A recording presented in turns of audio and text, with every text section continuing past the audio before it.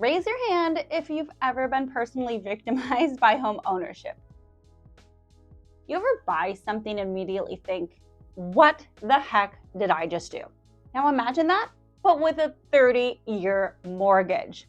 A recent survey showed that 28% of homeowners would actually go back to renting. Let that sink in. 1 in 4 people who finally get the keys are now like, why did I do this to myself? They thought buying a home would be empowering, but between the surprise expenses, maintenance headaches, and skyrocketing utility bills, a lot of new homeowners are sitting on the couch wondering, did I just make a massive mistake? And you know what? They're not totally wrong. But what if I told you the problem isn't buying a home? It's buying without knowing what you're actually signing up for. So let's fix that. Today, I'm breaking down why so many first-time buyers regret becoming homeowners and how you can avoid joining the house poor club. So if you're a renter dreaming of owning a home, this video is your official reality check. But don't worry, I'm not here to scare you out of buying a home. I'm here to just spill the real tea and make sure you don't end up like the 1 in 4 who regret jumping in without a plan. So what's got nearly a quarter of homeowners wanting to get themselves back into a rental? Well, according to a survey by Real Estate Witch, the regrets are real. 49% say owning is more expensive than renting. 42% say renting is easier. 34% envy renters who don't deal with maintenance, and a whopping 90% said home ownership costs more than expected. Yikes. Why? Because they focused on the mortgage and forgot about literally everything else. The reality? Property taxes go up. Your AC doesn't care about your budget, and suddenly that $500 Home Depot run turns into a $5,000 plumbing bill. Surprise! One stat said homeowners are spending around $1,500 a year on insurance and around $4,400 a year on repairs alone. And what really got me, 1 in 5 homeowners can't afford a $500 repair. They have to put it on a credit card. That's how people become house poor. Not because they bought a home, but because they weren't prepared for the real cost of owning one. So let's talk about a few real-life horror stories from renters who bought a home and now they wish they hadn't. One couple, they thought, hey, our mortgage and taxes are about the same as our rent. We've got this. Then came the surprise repairs, higher utility bills, and boom, now they're house poor and questioning everything. Another buyer let their in-laws push them into buying. In 1 year, they spent over $25,000 fixing busted plumbing and a broken AC. Insurance didn't cover it.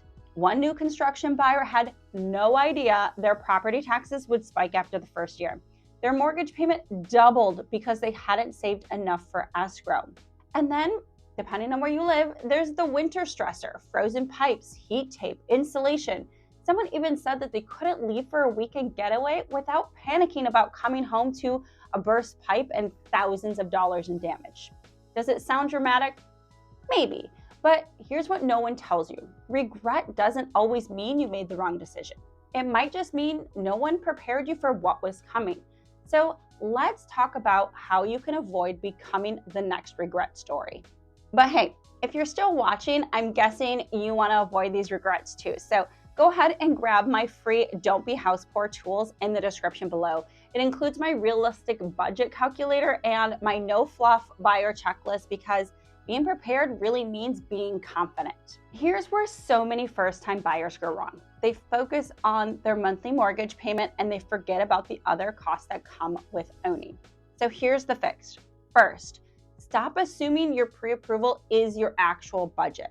Just because a lender says you can afford $500,000 does not mean you should. Second, budget for property taxes. Ask your city how often they reassess. If your neighborhood's growing, your tax bill will too. Third, clearly understand your insurance, especially in places with a lot of natural disasters like we've seen with hurricanes in Florida and wildfires in California and Arizona. Those premiums can creep up real fast. Also, know that utilities will likely increase. Going from a 900 square foot apartment to a 2,000 square foot house, that $80 electric bill might hit $400 in July. And last are repairs. Even a move-in ready home can have surprise expenses in the first year. Water heater, AC, roof patch, all of those things. So how do you buy smart and stay safe? Here's the truth that no one is telling you. You don't need the perfect house. You need the house that's structurally sound and in a location you love and within a budget that includes unexpected costs. If that means waiting a year or two to renovate the kitchen, do it. Live in the home first, get to know it, and make changes slowly and strategically. That $30,000 kitchen reno can absolutely wait. If that means budgeting $200 a month for a home maintenance light item, do it. You'll want to stash away 1 to 2% of your home's price annually. And if you don't have 3 to 6 months of savings before you start house hunting, you may want to hit pause. I mean, not forever, but just until you can buy without stressing every time something breaks. I've seen buyers swipe furniture on day 1 and have nothing left when the water heater explodes in week 3. And please, don't skip asking your inspector how much life is left on the roof, HVAC, water heater, and any other big ticket items. Ask follow-up questions. Call a roofer, plumber, or HVAC company if you need to. This is your money, your future, and your peace of mind. Okay, let's say you already bought the house and now you're feeling a little, deep breath. That's actually super common. It's called buyer's remorse, and it shows up when the excitement wears off, you realize the windows are drafty, and you start Googling cost of new HVAC at 2 a.m. So here's what helps. Make a list, not of all the things you hate, but what is working. Location, yard, no more upstairs neighbors doing Zumba at midnight. Then make a second list. What you want to change and in what order.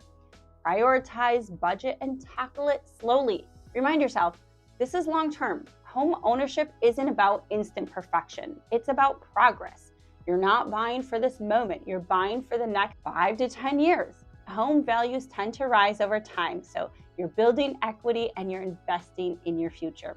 You're not stuck, you're just adjusting. That's part of the normal. So don't panic if that shag carpet is haunted by the ghost of 1972. Just promise me you won't go into debt redoing it in month 1, all right?